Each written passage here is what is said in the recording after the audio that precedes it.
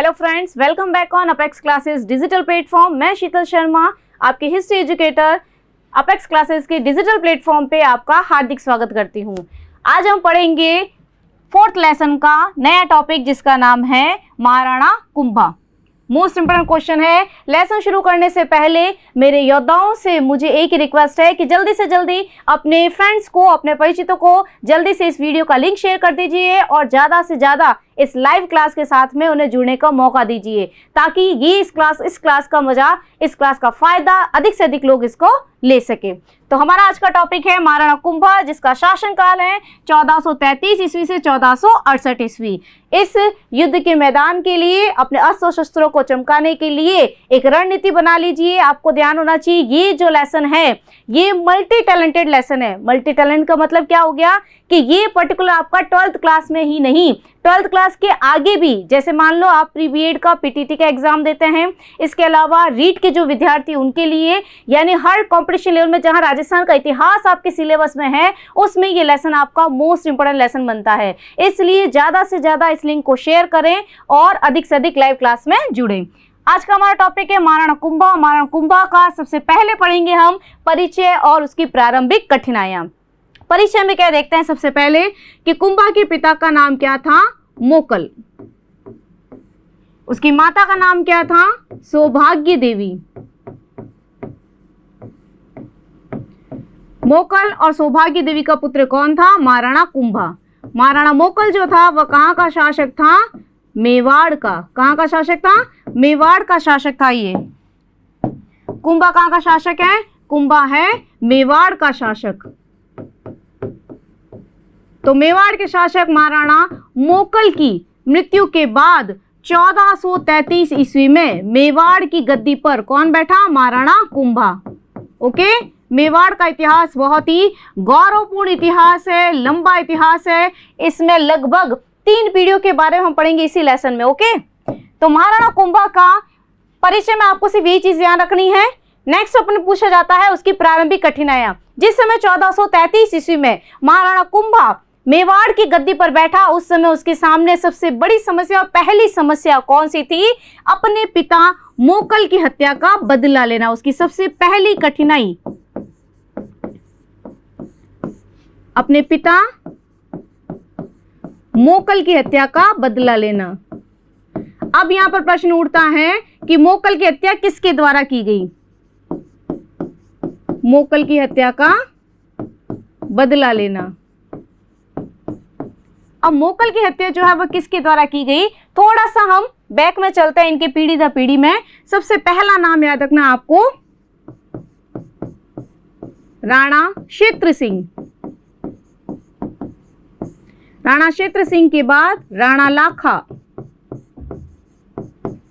राणा लाखा का पुत्र राणा मोकल। राणा मोकल के बाद राणा कुंभा। ये है एक वंश का चार्ट है। राणा क्षेत्र सिंह का पुत्र था राणा लाखा, राणा लाखा का पुत्र राणा मोकल का पुत्र था राणा कुंभा। अब राणा क्षेत्र सिंह की एक उपपत्नी थी, ये तो है दूसरी पत्नी का पुत्र। एक अन्य पत्नी से 2 पुत्रों का जन्म हुआ जिसका नाम था चाचा व मेरा। क्या नाम था? चाचा व मेरा। ठीक है ना। तो राणा मोकल का चाचा और मेरा क्या हो गया? रिश्ते में भी राणा मोकल का क्या हो गया? चाचा, यानी इसके पिता का भाई हो गया। राणा क्षेत्र सिंह का, राणा क्षेत्र सिंह मोकल के क्या लग रहे हैं? दादा लग रहे हैं। ठीक है ना। दादा का बेटा यहाँ भाई है, भाई का भाई, यानी ये भी क्षेत्र सिंह की संतान है, ये भी क्षेत्र सिंह की संतान है। ये दोनों भाई हो गए तो राणा मोकल के चाचा हो गए। ये नाम है चाचा और मेरा। इन चाचा के द्वारा राणा मोकल की हत्या कर दी गई थी। किसकी हत्या कर दी गई थी? राणा मोकल की हत्या चाचा और मेरा के द्वारा कर दी गई थी, जो कि मोकल के चाचा थे। अब जिस समय कुंभा गद्दी पर बैठा, क्योंकि चाचा और मेरा मेवाड़ की गद्दी पर बैठना चाहते थे और कुंभा को, मोकल को हटाकर खुद बैठना चाहते थे, लेकिन मोकल की हत्या के बाद में शासक कौन बन गया मेवाड़ का? राणा कुंभा। तो सबसे पहली चीज थी उसकी कि अपने पिता की हत्या का बदला लेना। इसके लिए उसने क्या किया? चाचा और मेरा के विरुद्ध एक अभियान भेजा। चाचा और मेरा के विरुद्ध एक अभियान भेजा। गद्दी पर बैठते ही सबसे पहला अभियान किसके विरुद्ध होगा? चाचा और मेरा के खिलाफ होगा। किसके नेतृत्व में भेजा, ये आपको ध्यान रखना है। किसके नेतृत्व में भेजा था? रणमल के नेतृत्व में। किसके नेतृत्व में? ये अभियान भेजा था रणमल के नेतृत्व में। अब प्रश्न उठता है कि रणमल कौन था? रणमल था कुंभा का, रणमल था मोकल का मामा। किसका? मोकल का मामा था, यानी कुंभा के पिता का मामा था। तो चाचा और मेरा के विरुद्ध अभियान भेजा किसके नेतृत्व में? रणमल के नेतृत्व में। इस अभियान के दौरान चाचा और मेरा की मृत्यु हो जाती है। इस अभियान के दौरान चाचा और मेरा की मृत्यु हो जाती है, लेकिन ये संघर्ष यहीं पे समाप्त नहीं होता है। क्यों? क्योंकि चाचा का जो पुत्र है एक्का, चाचा का पुत्र कौन है? एक्का, ये अपने पिता की हत्या का बदला लेना चाह रहा है। किससे? महाराणा कुंभा से। और इसके साथ में इसका एक सहयोगी है महपा पंवार। अभियान के दौरान जिस समय चाचा और मेरा की हत्या कर दी जाती है, उस समय इसके पुत्र एक्का और महपा पंवार भागकर किसकी शरण में चले जाते हैं? मालवा के सुल्तान की शरण में चले जाते हैं। मोस्ट इंपोर्टेंट क्वेश्चन, मालवा के सुल्तान की शरण में कौन गया था? यहां से एक्का और महपा पंवार। ये आपको प्रारंभिक समस्याएं याद रखनी है। ओके, नेक्स्ट अपन पढ़ते हैं मेवाड़ और मालवा के बीच में संबंध। जैसा कि अभी मैंने आपको बताया कि एक्का पंवार और महपा पंवार किसके पास चले गए? मालवा। मालवा कहां पर है? एमपी का क्षेत्र है। वर्तमान में जो एमपी स्टेट है उसका क्षेत्र है मालवा। और हम यह बात कर रहे हैं मारवाड़ की। मारवाड़ में उस समय ये 4 राज्य आते थे, उदयपुर, भीलवाड़ा, चित्तौड़गढ़ और राजसमंद। ये वाला जो क्षेत्र था, ये क्षेत्र था उस समय मेवाड़ का। ओके, इस मेवाड़ का तो शासक कौन है अभी? महाराणा कुंभा। और मालवा का सुल्तान कौन है इस समय? मोस्ट इंपोर्टेंट, याद रखोगे नेक्स्ट टॉपिक में वापस ये नाम आएगा, ध्यान रखना, महमूद खिलजी प्रथम। महमूद खिलजी प्रथम। जिस समय महाराणा कुंभा मेवाड़ का शासक था, उस समय मालवा का सुल्तान कौन था? मोस्ट इंपोर्टेंट क्वेश्चन 1 नंबर में। तो उस समय मालवा का सुल्तान कौन था? महमूद खिलजी प्रथम। अब जैसा कि महमूद खिलजी के पास में एक्का और महपा पंवार पहुंच गए, उस समय महाराणा कुंभा ने मालवा के सुल्तान को एक पत्र लिखा कि उसके विरोधियों को लौटा दिया जाए। लेकिन महमूद खिलजी ने उन दोनों विद्रोहियों को लौटाने से इनकार कर दिया। इसलिए महाराणा कुंभा के द्वारा किस पर आक्रमण भेजा गया? मालवा की तरफ। ठीक है ना, तो यहाँ पर संबंध जो होंगे वो बेकार है, दोनों के बीच में संबंध अच्छे नहीं थे। महाराणा कुंभा अपनी सेना लेकर जाएगा और युद्ध करेगा किसके साथ में? मालवा के सुल्तान महमूद खिलजी प्रथम के साथ में। मोस्ट इंपोर्टेंट क्वेश्चन कई बार आता है ये शॉर्ट में भी। इस युद्ध को क्या नाम दिया गया है? सारंगपुर का युद्ध। क्या नाम है? सारंगपुर का युद्ध। सारंगपुर जो जगह है ये भी कहां पर है मैप में अगर आपसे पूछी जाए तो ये भी है एमपी में। ओके, नेक्स्ट, सारंगपुर का युद्ध कब हुआ था? तो 1437 ईस्वी में सारंगपुर का युद्ध हुआ था। कब हुआ था? 1437 ईस्वी में हुआ था सारंगपुर का युद्ध। किस किस के मध्य? महाराणा कुंभा और महमूद खिलजी प्रथम के मध्य। इस युद्ध में महमूद खिलजी भागकर, युद्ध का मैदान छोड़कर भागने को तैयार हो जाता है, लेकिन महाराणा कुंभा की सेना उसको घेर कर, मालवा की तरफ से उसको घेर लिया जाता है और महमूद खिलजी को बंदी बना लिया जाता है। अब महमूद खिलजी को मेवाड़ ले जाकर 6 महीने तक महाराणा कुंभा बंदी बनाता है। कितने महीने तक? 6 माह तक मालवा का सुल्तान बंदी बना हुआ रहेगा। किसके पास? महाराणा कुंभा के पास। लेकिन सबसे बड़ी भूल कि महाराणा कुंभा 6 माह बाद उसको बिना किसी शर्त के छोड़ देगा। कोई शर्त नहीं रखेगा, 6 महीने बंदी बनाने के बाद उसको छोड़ देगा। अब जैसे ही उसको वहां से रिहा किया जाता है, बंदी से वो छूटता है, महमूद खिलजी प्रथम अपनी पराजय का बदला लेने के लिए, सारंगपुर के युद्ध में जो पराजय उसका बदला लेने के लिए 3 बार कुंभा पर, मेवाड़ पर आक्रमण करता है। सिर्फ ये चीज आपको ध्यान रखनी है कि 1437 में पराजय की बदला लेने के लिए वह पहला कब भेजेगा अपना अभियान? 1443 ईस्वी में। दूसरी बार वह आक्रमण करेगा 1446 ईस्वी में और तीसरी बार वह आक्रमण करेगा 1856 ईस्वी में 3 बार वो अपनी सेना भेजेगा। ओके, यहाँ पर महत्वपूर्ण चीज याद रखनी है, तीनों बार मेवाड़ पर आक्रमण करेगा। यहाँ पर तो वो करेगा कुंभलगढ़ दुर्ग पर आक्रमण। कुंभलगढ़ अगर पूछा जाए वर्तमान में तो कौन से डिस्ट्रिक्ट में है, राजसमंद डिस्ट्रिक्ट के अंदर है। ओके, ध्यान रखना है आपको, राजसमंद डिस्ट्रिक्ट के अंदर। और 1446-56 में वो भेजेगा अभियान मांडलगढ़, मांडलगढ़ अभियान भेजेगा, मांडलगढ़ के विरुद्ध आक्रमण करेगा। मांडलगढ़ जो है वो वर्तमान में कहां पर है, भीलवाड़ा डिस्ट्रिक्ट में। ये भी ध्यान रखना है आपको, सारे डिस्ट्रिक्ट ध्यान रखने हैं। मैप में भी ये जगह पूछी जाती है। अब डिस्ट्रिक्ट तो आपको पता होता है, लेकिन ये जगह इस डिस्ट्रिक्ट के अंदर ही आपको ध्यान नहीं होता है, इसलिए ये चीज मैं आपको लिख के दे रही हूँ, आपको ध्यान होनी चाहिए। ये तीनों अभियान जो थे ये क्या हुए, असफल हुए।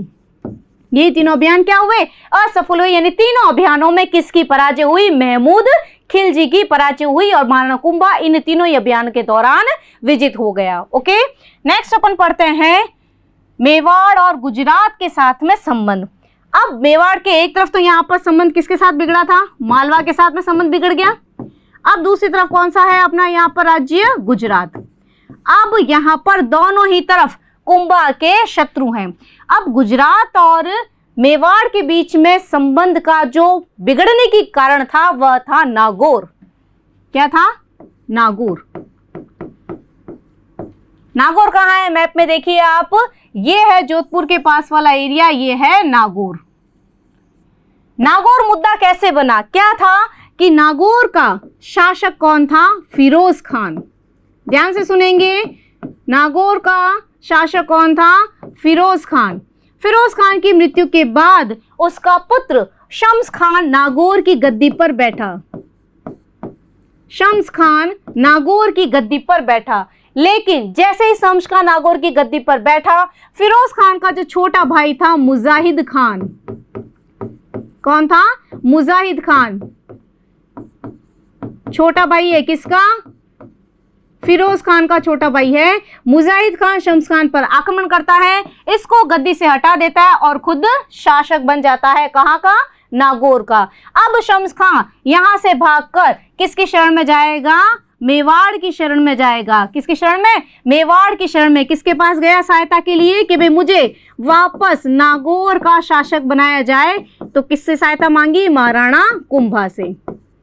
अब महाराणा कुंभा ने आए शरणागत में आए हुए की रक्षा की और नागौर के खिलाफ अभियान किया। मुजाहिद शाह को वापस गद्दी से हटाया और पुनः किसको शासक बना दिया, शम्स खान को शासक बना दिया। लेकिन अब शम्स खान जो नागौर का शासक बना था, किसकी सहायता से बना था, महाराणा कुंभा की सहायता से बना था। यानी वो उसके अधीन रहकर शासन कर सकता था, एक स्वतंत्र शासक के रूप में शासन नहीं कर सकता था। लेकिन शम्स खान ने क्या किया, यहाँ पर महाराणा कुंभा के साथ में दगा की और नागौर के दुर्ग का मरम्मत कार्य करवाना शुरू कर दिया।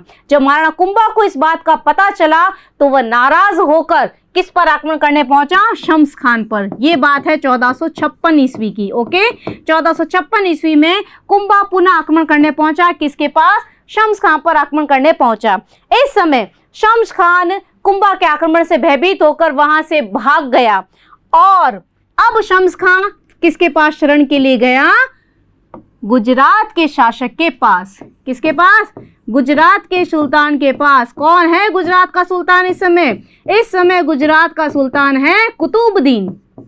कौन है, कुतुबुद्दीन। मोस्ट इंपोर्टेंट ध्यान रखना है, जिस समय मेवाड़ पर कुंभा का शासन था उस समय गुजरात का सुल्तान कौन था, कुतुबुद्दीन उस समय वहां का सुल्तान था। शम्स खान ने क्या किया, अपनी पुत्री का विवाह किसके साथ करवा दिया, कुतुबुद्दीन के साथ करवा दिया और उससे सहायता मांगी नागौर का सिंहासन वापस देने के लिए। ऐसा कहा जाता है कि कुतुबुद्दीन ने शम्स खान की बात को सुनकर, अपने ससुर की बात को सुनकर किसके विरुद्ध अभियान किया, महाराणा कुंभा के विरुद्ध अभियान किया। लेकिन महाराणा कुंभा के अभियान वहां तक पहुंचते ही, मेवाड़ पहुंचते ही कुंभा ने उसको कुछ धन देकर उसको वहां से वापस लौटा दिया। यानी बिना युद्ध किए हुए है धन प्राप्त कर कर वह पुनः लौट आया। अब जिस समय वो पुनः लौट आ रहा था उस समय गुजरात के शासक की किसके साथ मुलाकात हुई, मालवा के सुल्तान के साथ में मुलाकात हुई। देखो किसकी मुलाकात होगी, एक तरफ है गुजरात का शासक और दूसरी तरफ है मालवा का शासक। ओके, नाम याद रखने हैं दोनों के, मोस्ट इंपॉर्टेंट। गुजरात का सुल्तान कौन है? कुतुबुद्दीन। और मालवा का सुल्तान कौन है? महमूद खिलजी प्रथम। ये प्रथम लिखना जरूरी है, कंफ्यूज नहीं होना है, आगे अपन द्वितीय भी पढ़ेंगे। इन दोनों ने क्या तय किया कि हम दोनों एकजुट हो जाते हैं, मिल जाते हैं और अपनी शक्ति में वृद्धि हो जाएगी। इसके बाद हम महाराणा कुंभा पर आक्रमण करेंगे। हम दोनों एक गठबंधन कर लेते, संधि कर लेते हैं। तो इन दोनों के मध्य 1456 ईस्वी में एक संधि हो गई, जिस संधि का नाम है चंपानेर की संधि। मोस्ट इंपोर्टेंट क्वेश्चन, 1 नंबर के क्वेश्चन में, चंपानेर की संधि कब और किसके मध्य हुई? तो चंपानेर की संधि हुई है 1456 ईस्वी में। कब हुई है? 1456 ईस्वी में हुई चंपानेर की संधि। और किस किस के बीच हुई है? ये हुई है गुजरात के सुल्तान कुतुबुद्दीन और मालवा के सुल्तान महमूद खिलजी प्रथम के मध्य। दोनों एकजुट होकर महाराणा कुंभा पर आक्रमण करने के लिए जाते हैं। लेकिन ऐसा कहा जाता है, कुछ इतिहासकार ये कहते हैं कि इन दोनों शासकों को पुनः कुंभा के द्वारा धन दे दिया जाता है और ये दोनों शासक बिना युद्ध किए हुए वापस लौट आते हैं। जबकि कुंभा की जो रसिक ब्रिया और कीर्ति स्तंभ प्रशस्ति है, उससे ये पता चलता है कि इन दोनों शासकों के साथ में कुंभा ने युद्ध किया था और दोनों को ही इस युद्ध में पराजित किया था। इस प्रकार मेवाड़ के शासक महाराणा कुंभा के द्वारा गुजरात और मालवा दोनों पर अधिकार स्थापित कर लिया गया था। तो आज का हमारा टॉपिक जो महाराणा कुंभा की राजनीतिक उपलब्धियां हैं वो हमने कंप्लीट कर लिया है। मोस्ट इंपोर्टेंट क्वेश्चन जो था, नेक्स्ट क्लास में हम इसकी सांस्कृतिक उपलब्धियों के बारे में पढ़ेंगे। तब तक के लिए ध्यान रहे, इसको ज्यादा से ज्यादा शेयर करना है वीडियो को और अधिक से अधिक लाइव सेशन के दौरान जुड़ाव करना है। हर प्रतिदिन 100 बच्चे जुड़ेंगे नए, वो 100 स्टूडेंट अपने आगे नए 100 परिचितों को जोड़ेंगे। ऐसे करके आपको ये रेशियो बढ़ाते जाना है, ओके, ताकि ज्यादा से ज्यादा स्टूडेंट इस क्लास का लाभ उठा सके। Thank you. सब्सक्राइब करें हमारा Apex classes edutech YouTube channel. साथ ही बेल आइकन को क्लिक करना बिल्कुल ना भूलें, ताकि आगे आने वाले सभी यूट्यूब वीडियोस की अपडेटेड नोटिफिकेशंस सबसे पहले आपको मिले। Apex classes edutech, subscribe now.